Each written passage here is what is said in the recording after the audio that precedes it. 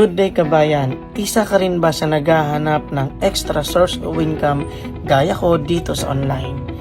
Kahit nagtatrabaho ka dyan sa abroad para pandagdag kita, savings, or padala dito sa pamilya mo sa Pinas, then this opportunity is for you.